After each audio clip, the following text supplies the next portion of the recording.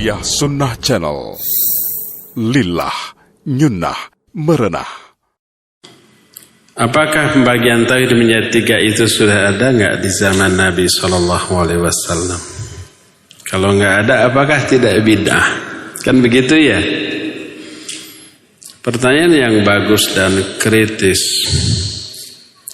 Dan kenapa harus dibagi tiga, tidak 4, tidak 5? Ada lagi yang mengistilahkan tauhid mulkiyah. Mulkiyah sudah tercakup dalam rububiyah. Allah Malik, Allah penguasa, ya, Allah Raja, sudah tercakup. Bukan dijadikan bagian tersendiri. Ada lagi yang menyatakan tauhid sosial. Apa maknanya tauhid sosial? Tauhid itu mengesahkan Allah Azza wa Jalla. Ada lagi tauhid ahkam. Itu istilah-istilah yang tidak dipakai oleh para ulama, ya. Membagi tauhid menjadi 3 sama halnya dengan merumuskan kaidah-kaidah dalam ilmu lain seperti umpamanya tajwid. Nun mati, hukum nun mati ada beberapa macam, ada izhar, ada idgham, ada ikhfa, ada iqlab, gitu kan? Kalau nun mati menghadapi huruf-huruf halaq, alif, ha, kha, ain, ghin, ha, disebut apa? Idhar. Dibacanya harus berapa? Harus gimana? Jelas. Tidak boleh dengung, tidak boleh ikhfa. Contoh, man, amana. Kalau nun mati menghadapi huruf ba, disebutnya apa? Iqlab. Si nunnya berubah menjadi apa? Mim. Contohnya apa? Mim ba'di, umpama. Tidak min ba'di atau tidak min ba'di, tapi berubah menjadi nun. Disebutnya iqlab. Dan seterusnya. Apakah istilah izhar, ikhfa, idgham, iqlab sudah ada di zaman Nabi SAW? Belum. Apakah pembagian nun mati menghadapi huruf-huruf hijaiyah terbagi menjadi yang tadi sudah ada di zaman Nabi SAW? Belum. Teorinya, rumusannya, kaidahnya belum. Apakah idhar ada enggak di zaman Nabi? Ada. Mana? Itu tadi man amana, itu idhar, tapi saat itu belum disebut idhar. Ada enggak iqlab di zaman Nabi? Ada. Contohnya apa? Mim ba'di. Ada enggak mim ba'di di zaman Nabi? Ada.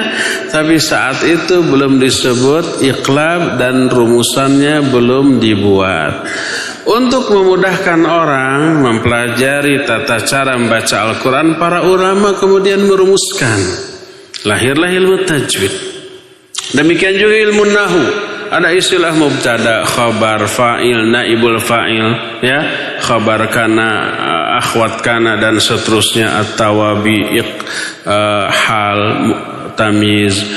Itu istilah dan rumusannya di zaman Nabi, zaman para sahabat, zaman khulafaur rasyidin belum ada. Tapi apakah mubtada ada enggak di zaman Nabi? Ada. Contohnya apa? Alhamdu. Alhamdu ini mubtada. Sudah ada enggak itu di zaman Nabi? Ada. Tapi belum diistilahkan mubtada, ya. Rumusan ilmu nahwu sharaf belum ada, tapi nahwu sharafnya sudah ada dalam praktek. Lahirlah ilmu kaidah nahwu sharaf atau tajwid. Begitu juga dalam masalah tauhid. Teori pembagian tauhid menjadi 3 belum ada. Tapi apakah tauhid rububiyahnya sudah ada enggak di zaman Nabi? Ada. Contohnya apa? Alhamdulillahi rabbil alamin. Itu tauhid ar-rububiyah. Tauhid asma wa sifat sudah ada enggak? Ada. Laisa kamitslihi syai'un wa huwas samiul basir ar-rahmanir rahim. Itu tauhid asma wa sifat. Tauhid al-uluhiyah ada enggak di zaman Nabi? Ada. La ilaha illallah. Itu tauhid al-uluhiyah. Jadi prakteknya, realitanya, kenyataannya sudah ada, cuma teorinya belum dirumuskan. Untuk memahami tauhid lebih mudah, maka para ulama merumuskan kaidah-kaidah tadi. Lahirlah yang tadi, ya. Tauhid yang tiga, ar-rububiyah, al-uluhiyah, dan asma was sifat. Untuk memudahkan orang mempelajari bahasa Arab, lahirlah kaidah tentang nahwu dan sharaf. Untuk memudahkan orang membaca Al-Quran, lahirlah ilmu tajwid. Untuk memudahkan orang memahami ilmu tauhid, lahirlah ilmu tauhid dengan kaidah-kaidahnya yang didasarkan kepada Al-Quran dan As-Sunnah. Maka pembagian tauhid menjadi tiga merupakan rumusan yang dirumuskan oleh para ulama untuk memudahkan kita memahami tauhid secara benar, yang dilandaskan kepada Al-Quran dan Sunnah yang sahihah.